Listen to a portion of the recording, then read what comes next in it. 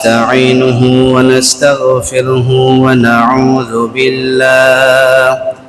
ونعوذ بالله من شرور أنفسنا ومن سيئات أعمالنا. من يهده الله فلا مضل له ومن يضلله فلا هادي له. ونشهد أن لا إله إلا الله وحده لا شريك له ولا وزير له ولا معين له ولا مثال له. ونشهد أن سيدنا وسندنا وحبيبنا وشفيعنا ومولانا محمدا عبده ورسوله الذي أرسله بالحق بشيرا ونذيرا وداعيا إلى الله بإذنه وسراجا وقمرا منيرا. فقد قال الله تعالى في كلامه المجيد وفرقانه الحميد: أعوذ بالله من الشيطان الرجيم. بسم الله الرحمن الرحيم. إنا أعطيناك الكوثر فصل لربك وانحر إن شانئك هو الأبتر. قال رسول الله صلى الله عليه وسلم: من وجد ساعة لأن يضحي فلم يضحي فلا يحضرن مصلانا. صدقت يا ربنا.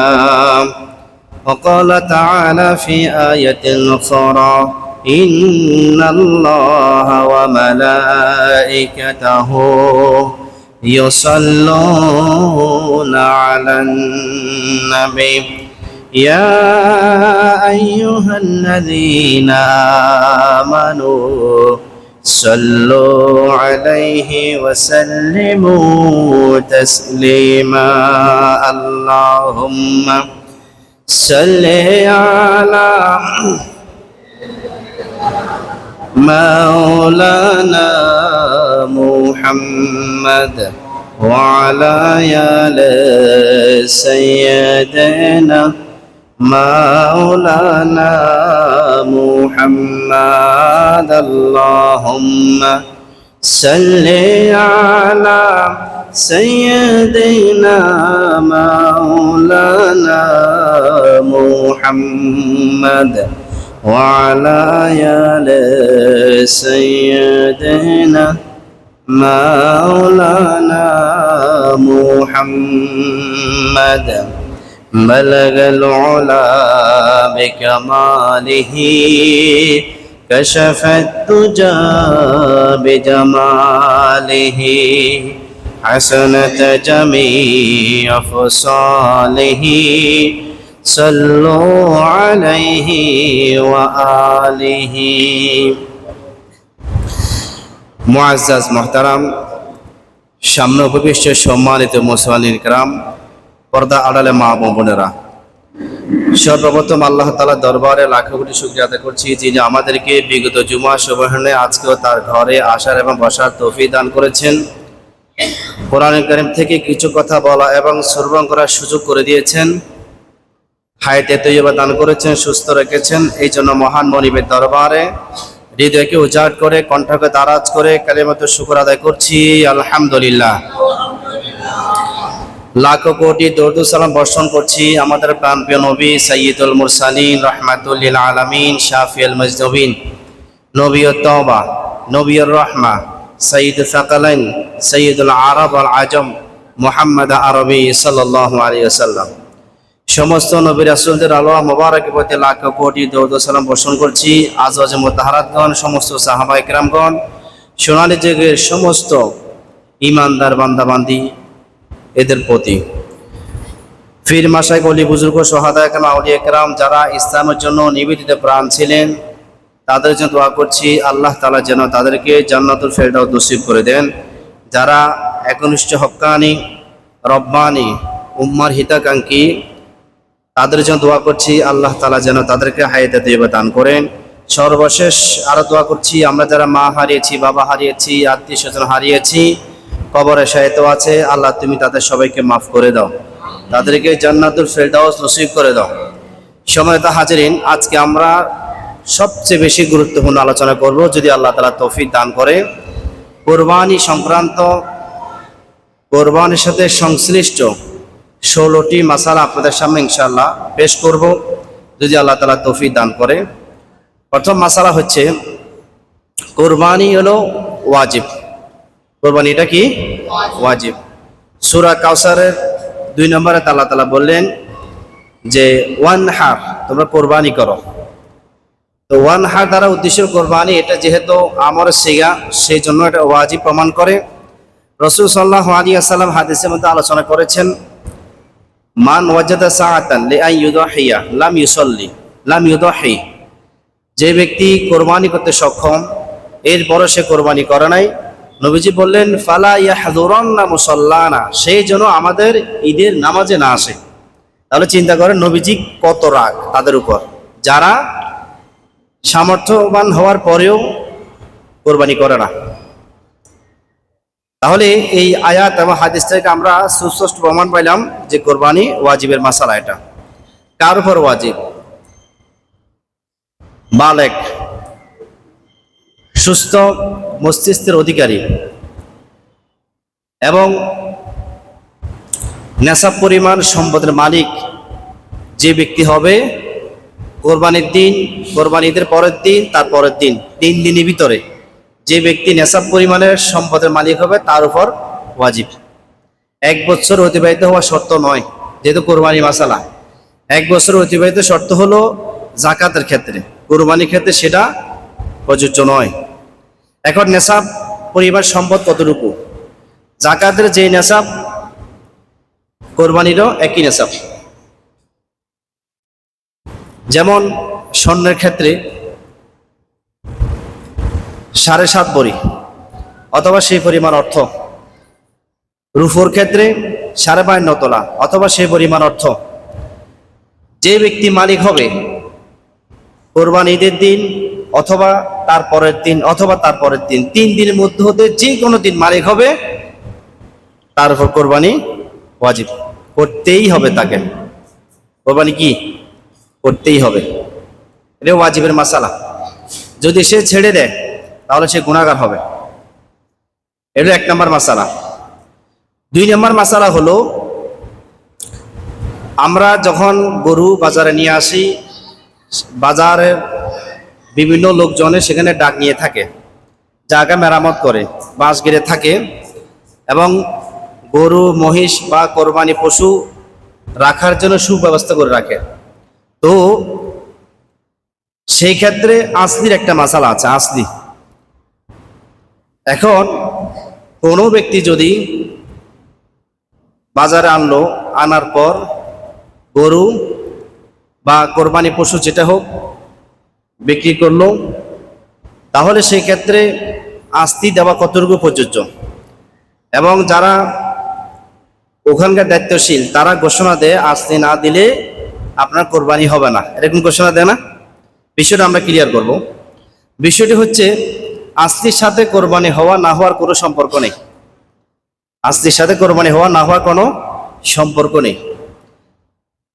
এখন তাহলে আস্তিটা কি? এটা হলো মানবিক বিবেচনায়, আপনি যেহেতু এখানকার জায়গা ব্যবহার করেছেন, মানুষ টাকা খরচ করে জায়গা আপনার জন্য সুব্যবস্থা করেছে, মানবিক বিবেচনায় আপনি আস্তি দিতে বাধ্য। এখন আস্তি কে দিবে?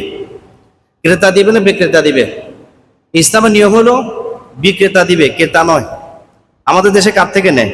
যে ক্রেতা তার থেকে নেয়, বিক্রেতা দেয় না। অথচ এই নিয়মটা সম্পূর্ণ ভুল।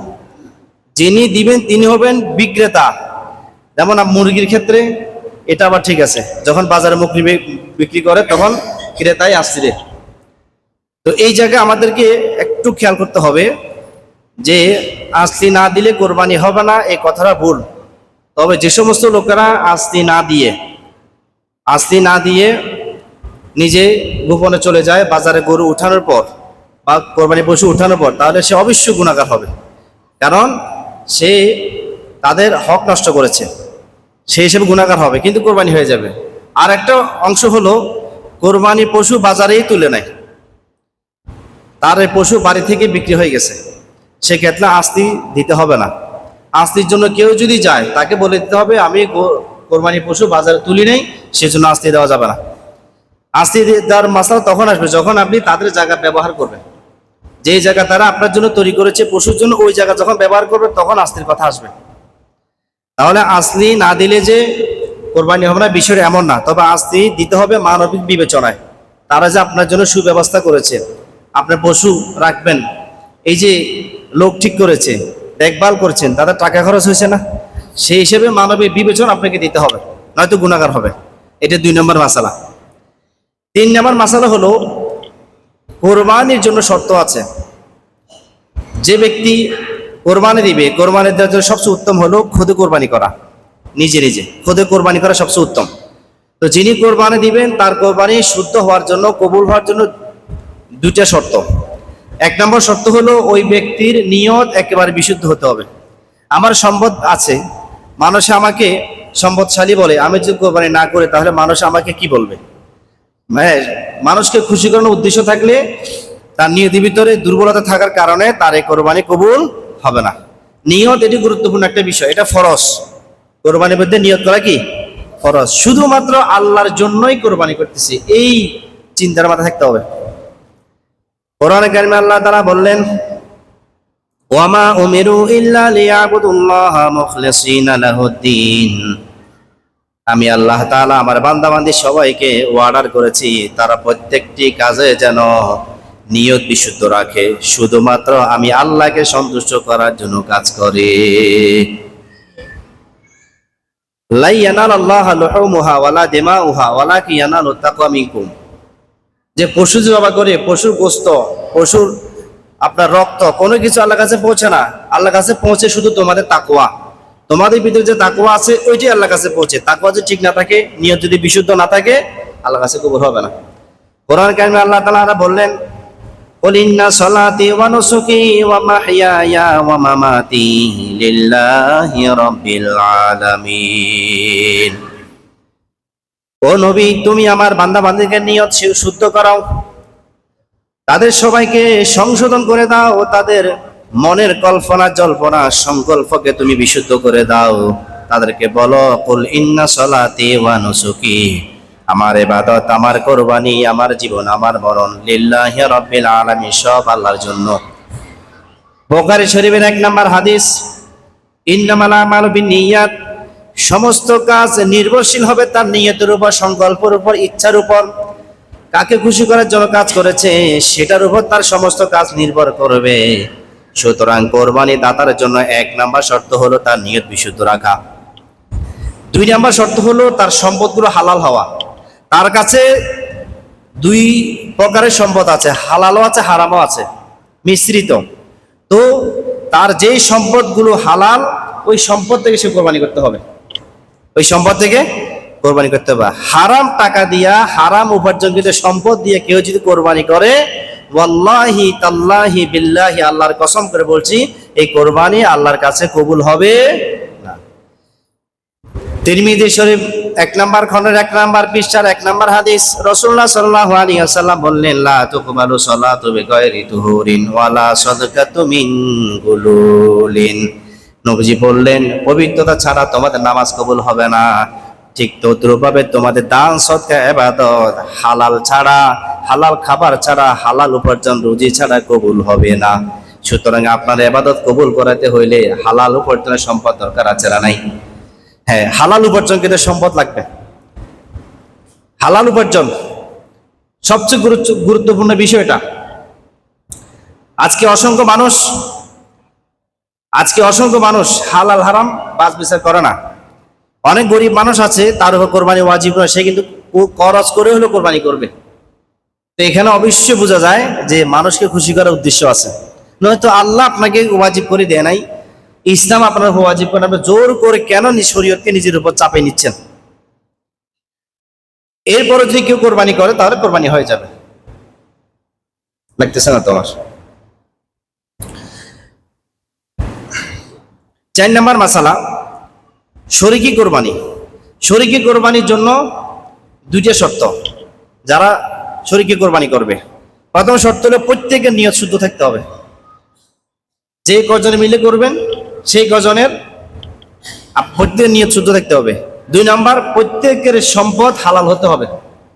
যে টাকা দিয়ে করবেন হালাল টাকা হতে হবে। একজনের যদি নিয়ত অশুদ্ধ থাকে বা হারাম উপার্জিত সম্পদ থেকে হয়, তাহলে কোরবানি সবারটা বাতিল হয়ে যাবে, কারোটা টিকবে না। ফতোয়ার কিতাবে স্পষ্ট আলোচনা এসেছে, এটা কোনো অজুহাত আর চলবে না। যেমন 10 মণ দুধের ভিতরে 1 ফোঁটা পেশাব দিলে সব দুধ যেমন নষ্ট হয়ে যায়, ঠিক তদ্রুপ ভাবে এটা নষ্ট হয়ে যাবে, আর কোনো অজুহাত চলবে না। এটি গুরুত্বপূর্ণ একটা বিষয়। শরীকি কোরবানি, অনেকে বলতে চান যে শরীকি কোরবানি শরীয়তে নাই। কেন নাই? তিরমিজি শরীফে হাদিস আছে, জাবের রাদিয়াল্লাহু আনহু বর্ণনা, তিনি বলেন, আমারনা রাসূলুল্লাহ সাল্লাল্লাহু আলাইহি ওয়াসাল্লাম, রাসূল সাল্লাল্লাহু আলাইহি ওয়াসাল্লাম আমাদেরকে আদেশ করেছেন আমরা যেন গরু এবং ওটের মধ্যে অংশীদার হয়ে কোরবানি করি 7 জনে। কয়জনে? 7 জনে। সাহাবা কেরাম করতেন। তো সেই হিসেবে যারা অংশীদারিত্বের মাধ্যমে কোরবানি করবেন তাদের প্রত্যেকের উচিত এই 2টা জায়গায় আপনাকে কেয়ারফুল হওয়া। এক নাম্বার হলো নিয়ত বিশুদ্ধ রাখা। 2 নাম্বার হলো প্রত্যেকের সম্পদ হালাল হওয়া। এটি সবচেয়ে গুরুত্বপূর্ণ একটা বিষয়। 5 নাম্বার মাসালা, কোরবানির সাথে আকিকা যুক্ত করা যাবে কিনা। কোরবানির সাথে অবশ্যই আকিকা যুক্ত করা যাবে, তবে আকিকার নাম হবে, আকিকা গোশত আলাদা ভাগ হয়ে যাবে। কোরবানির সাথে আকিকা অংশ যোগ করতে পারবেন। আপনার ছেলে সন্তান আকিকা হয় নাই, অথবা আপনারও আকিকা হয় নাই, এমন অনেকে আছে না? অনেক আছে এরকম, আকিকা জীবন করেন অনেকে। আমি এমনও দেখেছি যে আকিকার মাসালাই জানে না। বিভিন্ন জায়গায় গেলে জিজ্ঞেস করি, বা আকিকা করছেন? ভাই আকিকা করতে হয়, এরকম কোনো কিছু আছে? আকিকার মাসালাই জানে না। তো কোরবানির সাথে আকিকা যোগ করতে পারবেন, তবে আকিকার আপনি যেই নামে দিবেন একটা অংশ ভাগ হয়ে যেতে হবে। কথা বুঝে আসছে? একটা অংশ কি হতে হবে? আকিকার অংশ ভাগ হয়ে যেতে হবে। 6 নাম্বার, কোরবানির পশুর বয়স সীমা। ওটের ক্ষেত্রে 5 বছর। ওট, গরু, মহিষ, ছাগল, বেড়া, দুম্বা, এগুলো গৃহপালিত হতে হবে। এই 6 প্রকারের পশু দিয়েই কোরবানি করা হয়। 1 নাম্বার কি? উট। 2 নাম্বার গরু। 3 নাম্বার মহিষ। 4 নাম্বার ছাগল। 5 নাম্বার দুম্বা। 6 নাম্বার বেড়া। আর অন্য কোনো কিছু দিয়ে কোরবানি হবে না। এগুলো তাও শর্ত হলে গৃহপালিত হতে হবে। গৃহপালিত যদি না হয় তাও কোরবানি হবে না। উটের ক্ষেত্রে বয়স হলো 5 বছর সর্বনিম্ন। 5 বছরের নিচে উট দিয়ে কোরবানি করলে সে কোরবানি হবে না। গরু এবং মহিষের ক্ষেত্রে 2 বছর। 2 বছরের নিচে যদি কোনো মহিষ বা গরু দিয়ে কোরবানি করে তার কোরবানিও হবে না। ছাগলের ক্ষেত্রে 1 বছর। 1 বছরের নিচে যদি একদিনও কম হয় তা কোরবানি হবে না। ছাড় আছে শুধু বেড়া এবং দুম্বার ক্ষেত্রে, সেখানে 1 বছর কথা আছে, তবে ছাড় আছে। ছাড়টা হলো 6 মাস হয়েছে, দেখতে 1 বছর মতো লাগে হৃষ্টপুষ্ট, তাহলে সেটা দিয়ে কোরবানি করতে পারবেন বেড়া এবং দুম্বা দিয়ে।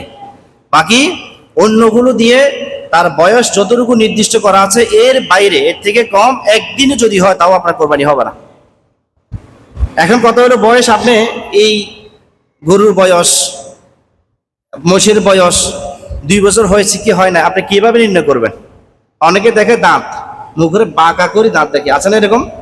বা এটা দাঁত দেখিয়ে বয়স নির্ণয় করার কোনো রুল নয়। বয়স নির্ণয় করার জন্য যিনি পশুর মালিক তাকে জিজ্ঞেস করতে হবে এই পশুর বয়স কত। সে যদি বলে 2 বছর, বাস 2 বছর। সে যদি বলে যে 18 মাস, তাহলে 18 মাস। সে যদি বলে যে না 2 বছর 1 দিন, তাহলে 2 বছর 1 দিন। সে যদি বলে না 2.5 বছর, সে যা বলবে তা, কারণ ওই মালিকই জানে গরুর বয়স কত। এই পশুর বয়স কত। মালিকের বক্তব্যের উপর নির্ভর, দাঁতের উপর নির্ভর নয়।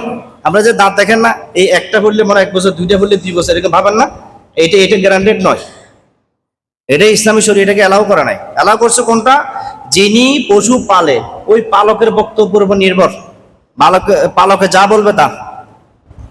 আর এরপরে যদি পালক যদি টাকার লোভে পড়ে কম বয়সী বিক্রি করে ফেলে, সেটা পালক আল্লাহর কাছে জবাব দিতে হবে সে, তবে কোরবানি হয়ে যাবে। সে ধোকা দেওয়ার কারণে সে জবাব দিতে সম্মুখীন হতে হবে। আর প্রত্যেক বিক্রেতার উচিত মিথ্যা কথা না বলা, সত্য কথা বলা।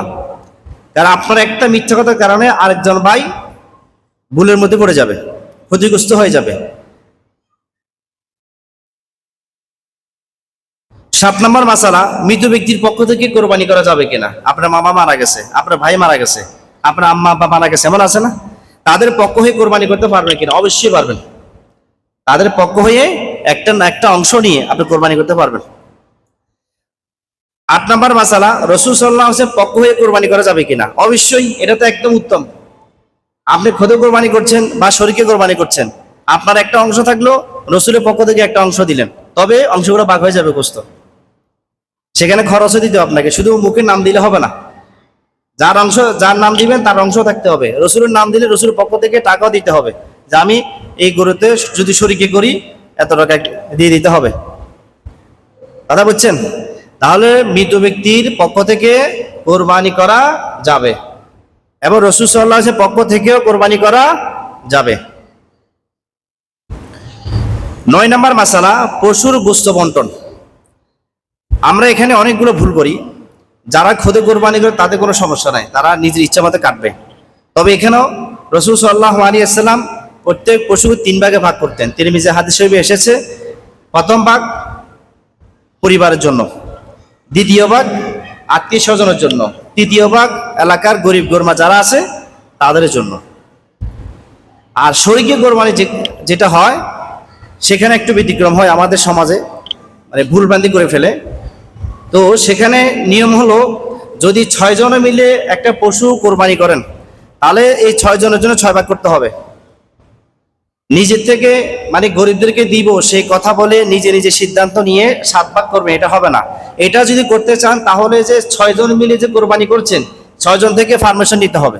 6 জন যদি বলে যে না আমরা সবাই রাজি আছি, আপনি 1 ভাগ আলাদা করে ফেলেন গরিবদের জন্য, তাহলে কোনো সমস্যা হবে না। কিন্তু 6 জন মধ্যে হতে একজনও যদি কোনো মুখ কালা করে, মনে কষ্ট পায়, আপনি জোর করি এ ভাগ করতে পারবেন না, এ ভাগ করতে পারবেন না। 7 জন মিলে যদি করেন তাহলে 7 ভাগ হয়ে যাবে সোজা। 6 জন মিলে করলে 6 ভাগ পুরো হয়ে যাবে।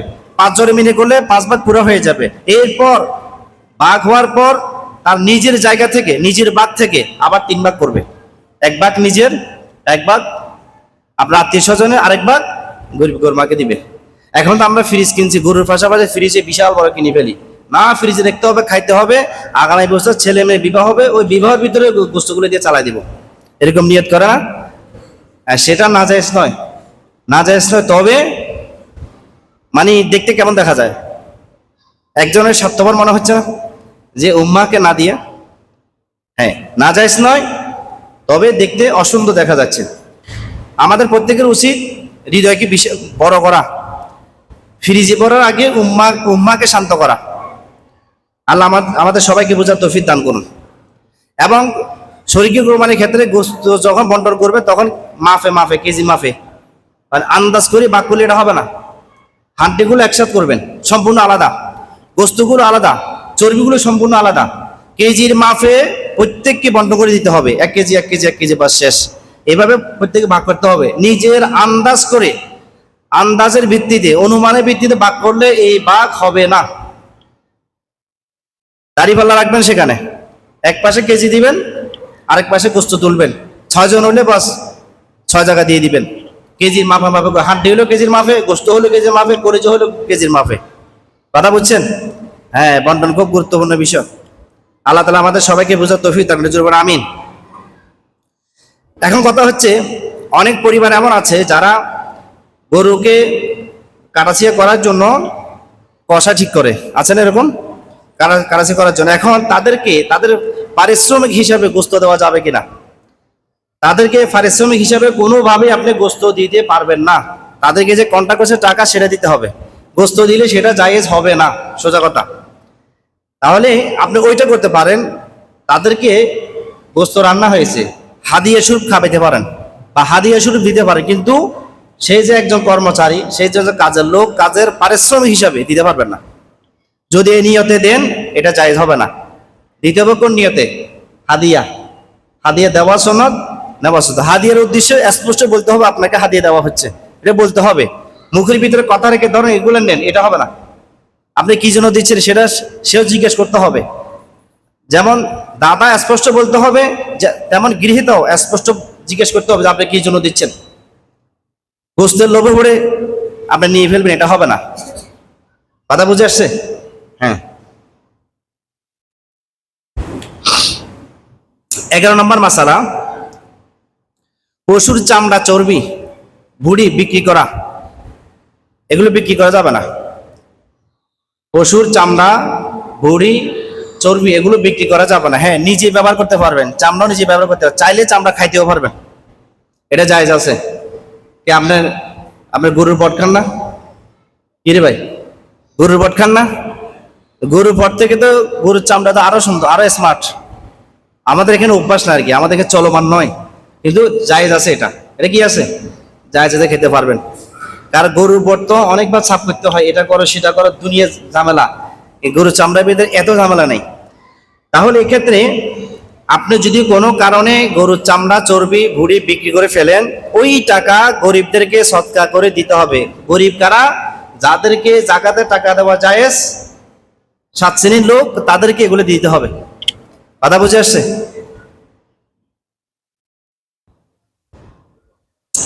12 নম্বর মাসালা, কোন কাফেরকে কোরবানি গোশত দেওয়া যাবে কিনা। এখন আমাদের এখানে তো হিন্দু ভাইরা আছে, ওদেরকে যদি গরু গোশত নিয়ে যান, ও তো স্টপ করবে। আরে ভাই, তোমরা আমাদের আম্মা আব্বা সবাইকে খাই ফেলছো, এখন আমাদেরকে খাওয়াইতে আসছো, বলবে কিনা? হ্যাঁ হ্যাঁ, এটা ইসলামী শরিয়া এলাও করে। কাফেরকে আপনি কোরবানি গোশত দিতে পারবেন যদি তারা স্বাচ্ছন্দ্যে গ্রহণ করে, দিতে পারবেন। মাসালাটা বুঝছেন নি? কারা বুঝুন না একটু। কোন কাফেরকে আপনি চাইলে গরু বা কোরবানি পশু গোশত দিতে পারবেন, এই নিয়তে দিবেন, দাওয়াতের নিয়তে, দিন প্রচারের নিয়তে, ইসলামের যে একটা সুমহান আদর্শ আছে সেটা প্রকাশ করার নিয়তে, নিজের আধিপত্য বিস্তারের নিয়তে নয়। হ্যাঁ, সামনে তো ভোট আসবে, ভোটের উদ্দেশ্যে না, এটা হবে না। শুধুমাত্র ইসলামের সুমহান মর্যাদা রক্ষার্থে, মানুষের সামনে প্রচারের উদ্দেশ্যে, যে ইসলাম মানুষকে আপন করে নেয়, সেটা বোঝানোর উদ্দেশ্যে। 13 নম্বর মাসালা, কোরবানির পশু দিয়ে কাজ করানো যাবে কিনা। অবশ্যই না। আপনি যে কোরবানি পশু ক্রয় করেছেন, এটা দিয়ে আপনি কাজ করাতে পারবেন না। হাল, চাষ, কোনো কিছু করাতে পারবেন না, এই অথরিটি আপনার নাই। অন্য পশু, কোরবানি পশু বাহ্যিকভাবে আকৃতিগতভাবে এক হলেও সম্মানের জায়গা এক নয়, মর্যাদার জায়গা এক নয়, এটা আপনাকে বুঝতে হবে। আপনি যখন কোরবানির উদ্দেশ্যে এই পশু ক্রয় করেছেন, তার সম্মান সমস্ত দুনিয়ার অন্য পশু থেকে অনেক বেশি। সে এখন আল্লাহর দ্বীনের জন্য ফেদা হয়ে যাবে, আল্লাহর বিধান বাস্তবায়নের জন্য সে কি হবে? নিজে ফেদা হয়ে যাবে। অনেকে গাভী দিয়ে কোরবানি করেন, তো কি করে? বাড়িতে নিয়ে আসার পর দেখে যে দুধ আছে, দুধ দোহন করা শুরু করে। তা পশু যদি ক্রয় করলাম, একটু দুধ খাই, যাই যাবে নি? অবশ্যই না। গাভীতে কোরবানি করবেন, কোরবানি হবে, কোনো সমস্যা নেই, কিন্তু তার থেকে দুধ দহন করে খাইতে পারবেন না, এটা জায়েজ নেই। যদি কোনো কারণে দুধ দহন করেন, খান বা বিক্রি করেন, তাহলে ওই টাকা গরিবদেরকে দিয়ে ফেলতে হবে, আপনার জন্য এটা প্রযোজ্য নয়। এখন যদি বলতে পারেন হুজুর তাহলে তো দুধ আসছে, ব্যথা করবে, কানবে, এখন কি করব? ওখানে একটু ঠান্ডা পানি মারিয়ে দিবেন, দেখবেন সব ঠান্ডা গেছে। একটু ঠান্ডা পানি ছিটে দিবেন, দুধ উঠে গেছে। তাহলে কোরবানি পশু দিয়ে হাল চাষ করানো কোনো কাজ করা যাবে না, এবং গাভী হলে তার থেকে দুধ দহন করাও যাবে না। কোনো কারণে যদি দুধ দহন করেন, তাহলে সেই পরিমাণ টাকা যদি 1 কেজি করেন বা আরো বেশি পান বা আরো কম পান, যতটুকু দুধ দহন করবেন সেই পরিমাণ টাকা সদকা করে দিতে হবে। 14 নম্বর মাসালা, কোরবানির পশুর চামড়া বা কোরবানির পশুর চামড়ার টাকা মসজিদে দেওয়া যাবে কিনা? কোনোভাবে দেওয়া যাবে না। কেউ ভুলেও এই কাজ করবেন না যে আমার এবছর হয়তো কোরবানির পশুর চামড়ার দাম একটু বেশি হতে পারে, 1000 উপরে থাকার সম্ভাবনা বেশি। এখন আপনি চিন্তা করলেন যে আম্মা আব্বা মারা গেছে, যাক সদকা জারি এসে মসজিদে দিয়ে দিই, এটা কিনবে সেটা কিনবে, অনেক কিছু লাগবে, আমি এই কাজ করিয়ে না। কোরবানি পশুর চামড়া বিক্রিত টাকা কোনোভাবে মসজিদে দিলে সেটা আদায় হবে না। সেই টাকা দিতে হবে কাকে? যাদেরকে জাকাতের টাকা দেওয়া জায়েজ বৈধ করেছে 7 শ্রেণীর লোক, তাদেরকে আপনি দিবেন। এছাড়া অন্য কোনো খাতে আপনি এই টাকা দিতে পারবেন না যদি চামড়া বিক্রি করেন। 15 নম্বর মাসালা, ঈদের নামাজের আগে যদি কেউ কোরবানি করে তাহলে কি হুকুম কি হবে? ঈদের সালাত আদায় করা ছাড়া কেউ যদি কোরবানি করে তাহলে তারই কোরবানি হবে না, শুধু গোশত খাওয়া হবে। অবশ্যই সালাত আদায় করতে হবে আগে, তারপরে গিয়ে কোরবানি করতে হবে। রাসূল সাল্লাল্লাহু আলাইহি ওয়াসাল্লাম হাদিস মুসলিম শরীফে একেবারে স্পষ্ট এসেছে, যে ব্যক্তি ঈদের সালাতের আগে কোরবানি করে ফেললো তাহলে তার কোরবানি হবে না, শুধু গোশত খাওয়া হলো। অন্য মাসে যেভাবে গোশত খায় ঠিক গোশত খাওয়া হলো। ঈদের সালাতের আগে কোরবানি কোনোভাবে করতে পারবেন না, কোরবানি করতে হবে ঈদের সালাতের পরে। যেহেতু সূরা কাউসারের মধ্যে আল্লাহ তাআলা বললেন, ইন্না আতাইনাকাল কাউসার, আমি আল্লাহ তাআলা মুহাম্মদ সাল্লাল্লাহু আলাইহি ওয়াসাল্লামকে মাকামে মাহমুদ কাউসার দান করেছি। ও নবী, তুমি শুকরিয়া স্বরূপ ফাসল্লি রব্বিকা, তোমার রবের সন্তুষ্টির উদ্দেশ্যে সালাত আদায় করো। এখানে ফাসল্লি লিরব্বিকা, এখানে যে সালাতের কথা বলা হয়েছে সেটা হলো ঈদের নামাজ। সেটা কোন নামাজ? ঈদের নামাজ। এরপরে বলা হয়েছে ওয়ানহার, কোরবানি করো। তার মানে আগে সালাত পরে কোরবানি, আগে সালাত পরে কোরবানি। আল্লাহ তাআলা প্রতিবাদ করছেন নবীর হয়ে, ইন্না শানিয়াকা হুয়াল আবতার, নবী শুনে রাখো, যারা তোমার নামে কুচ্ছা রটনা করে, তোমার নামে মিথ্যা অপবাদ দেয়, তোমাকে কুলুষিত করার জন্য, তোমার চরিত্র উত্তম চরিত্র নষ্ট করার জন্য যারা অপবাদ দেয়, তারা এবং তাদের গোষ্ঠী সবাই নির্বংশ হয়ে যাবে, কেউ থাকবে না। নবীর পক্ষ হয়ে আল্লাহ তাআলা প্রতিবাদ করছেন, কারণ এই সূরাটি নাজিলের প্রেক্ষাপট হলো প্রতিবাদ, বিপ্লব। আল্লাহ নিজে নবীর পক্ষ হয়ে প্রতিবাদ করছেন, কাফাররা যেহেতু রাসূল নামে অপবাদ দিত সেজন্য। 16 নম্বর মাসালা হলো ইয়াউমে আরাফা সংক্রান্ত। ইয়াউমে আরাফা যেহেতু এটি গুরুত্বপূর্ণ একটি আমল, রাসূল সাল্লাল্লাহু আলাইহি ওয়াসাল্লাম বলেছেন, সিয়ামু ইয়াউমে আরাফা, আরাফা দিবসের রোজা, আহতাসিবু আলাল্লাহি আন ইউকাফিরা সানাতাল্লাতী ক্বাবলা ওয়াস সানাতাল্লাতী বাদা।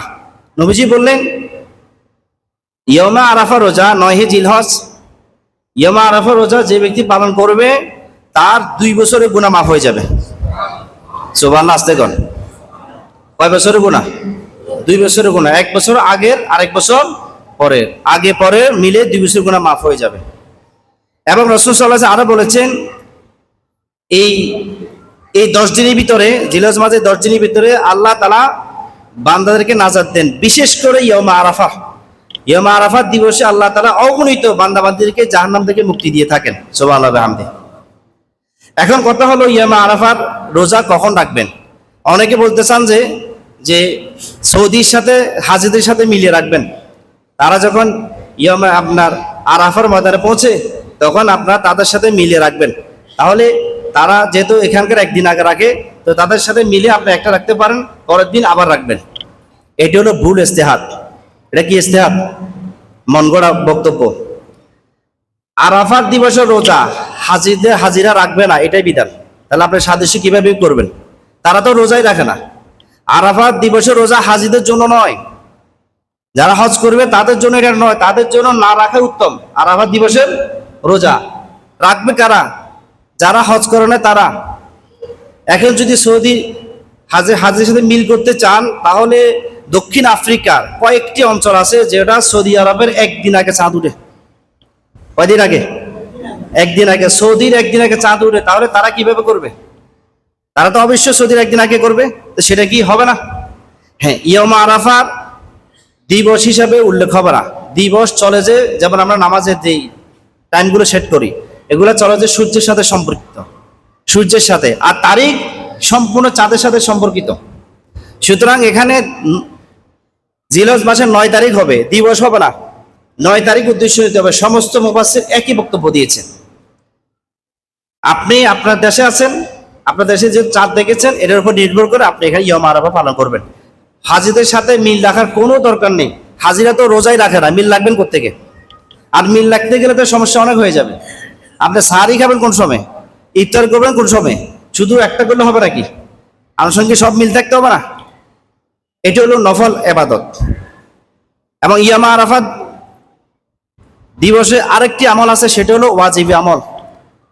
ফজরের পর থেকে শুরু হবে, আল্লাহু আকবার আল্লাহু আকবার লা ইলাহা ইল্লাল্লাহু আল্লাহু আকবার ওয়ালিল্লাহিল হামদ, আল্লাহু আকবার লা ইলাহা ইল্লাল্লাহু আল্লাহু আকবার ওয়ালিল্লাহিল হামদ। প্রত্যেক ফরজ নামাজের পর 9 জিলহজ ফজর পর থেকে শুরু হবে, 13 জিলহজ আসর সবাদে কি হবে? সমাপ্ত হবে। তাহলে এই সময়ের ভিতরে প্রত্যেক মুসলমানের উপর, নারী পুরুষ সবার উপর এটা ওয়াজিব। এটা কি? ওয়াজিব। আচ্ছা, আপনারা বলেন তো, ওয়াজিবের আমল গুরুত্ব বেশি নাকি নফলের আমল গুরুত্ব বেশি? ওয়াজিব তরক করলে গুনাহ হবে, নফল তরক করলে গুনাহ হবে না। তাহলে ইয়ামা আরাফা দিবসে শুরু হবে ফজরের পর থেকে ওয়াজিবি আমল, সেটা তো খোঁজখবর নাই, মিলবে না। সুতরাং নিজের মতো করে বক্তব্য দিলে সেটা হবে না। আল্লাহ আমাদেরকে বোঝার তৌফিক দান করুন। তাকবীর এটা কেবল আইয়ামে তাশরিক, একবার দেওয়া ওয়াজিব। একবার দেওয়া কি? ওয়াজিব। আমাদের অনেকে বলেন যে একবার দেওয়া ওয়াজিব, 3 বার দেওয়া সুন্নত, 5 বার দেওয়া আরো সুন্নত, এরকম বলে না অনেকে? না, এখানে মাযহাবগতভাবে বক্তব্য আছে। হানাফি মাযহাবের বক্তব্য হলো একবারই দিবেন, একবারই ওয়াজিব। আইয়াকুলা মারাতান ওয়াহিদা, স্পষ্ট বক্তব্য। একবারই বক্তব্য দিবেন, আল্লাহু আকবার লা ইলাহা ইল্লাল্লাহু আল্লাহু আকবার ওয়ালিল্লাহিল হামদ। জোরে জোরে দিতে হবে সবাই। ইমাম সাহেব যদি ভুলে যায়, মুসল্লিরা শুরু করে দিতে হবে। কথা বুঝছেন নি? ইমাম যদি ভুলে যায়, মুসল্লিরা কি করতে হবে? শুরু করতে হবে। এক একে নামাজ পড়লে তখনও দিতে হবে। জামাতে বললে তো দিতে হবেই হবে, এক একে পড়লো সেখানে দিতে হবে। নারী পুরুষ সম্মিলিতভাবে, মহিলারা ঘরে নামাজ পড়ে সেখান থেকে তাকবীর দিবে, জোরে জোরে দিবে। এটাকে কি বলে? আইয়ামে তাশরিক। শাফি মাযহাবে 3 বার দেওয়া সুন্নত। কোন মাযহাবে? শাফি মাযহাবে 3 বার দেওয়া সুন্নত। হানাফি মাযহাবে একবার শুধু ওয়াজিব, এখানে সুন্নতের কোনো মাসালা নাই হানাফি মাযহাবে। শাফি মাযহাবে ওয়াজিব নাই, শুধু সুন্নতের মাসালা। তিনি বলছেন 3 বারে দিবে। কথা বলছেন বিষয়টা? হ্যাঁ, কেউ যদি জিকির হিসাবে দিতে চায়, কেউ যদি বলে যে আমি জিকির হিসাবে দেব, 1 বার, 5 বার, 7 বার, 10 বার, 20 বার শুধু জিকির করবে, আল্লাহু আকবার লা ইলাহা ইল্লাল্লাহু আল্লাহু আকবার ওয়ালিল্লাহিল হামদ, আল্লাহু আকবার লা ইলাহা ইল্লাল্লাহু আল্লাহু আকবার ওয়ালিল্লাহিল হামদ। সে শুধু জিকির করবে, যে আল্লাহ জিকির জিকির শুধু জিকির করার উদ্দেশ্য যদি হয় আমি শুধু জিকির করব, হ্যাঁ, ধরো ওয়াজিব বা করবো আইয়ামে তাশরিক, উদ্দেশ্য সেটা না, উদ্দেশ্য খালি জিকির করা। সে যদি এরকম করতে চায় তাহলে সে যা পারে, যতটুকু সাধ্য সে ততটুকু করতে পারবে। কিন্তু যখন বলবে যে আইয়ামে তাশরিক, তখন আইয়ামে তাশরিক হলে এভাবে মেনে নিতে হবে। কথা বলছি বিষয়টা? হ্যাঁ, আল্লাহ তাআলা আমাদের সবাইকে বোঝার তৌফিক দান করুন। কোরবানি পশু, এক্ষেত্রে আমাদের অনেকেই ভুলভ্রান্তি করেন। কোরবানি পশু জবাই করতে গেলে দেখা যায় যে হুজুর আসতেছে, হুজুর যাচ্ছে, হুজুর হাজির হয়েছে, তারপরে গিয়ে গরুকে হাত বাঁধা শুরু করে পশুকে। এরকম আছে না ভাই? গরু পশু যদি 50টা হয়, এখন হুজুর আসার পরে যদি আপনি বাঁধা শুরু করবেন, আপনার বাঁধতে লাগবে 10 মিনিট, আরো কাজ করতে 5 মিনিট, 15 মিনিট। একটা পশুর পিছনে যদি 15 মিনিট লাগে যায়, তাহলে বাকি 30-40টা কোন সময় জবাই করবে বলেন? আপনার একজনের পিছনে যদি 15-20 মিনিট চলে যায়, তা বাকি 30টা কোন সময় জবাই করবে? এই জন্য আপনাকে যখন শুনছেন যে হুজুর আসছে, সঙ্গে সঙ্গে বেঁধে ফেলবেন। হুজুর আসুক, তারপর হুজুর দাঁড়াক, তারপর আমরা বাঁধবো, এটা করবেন না। এটা কি না করবেন না।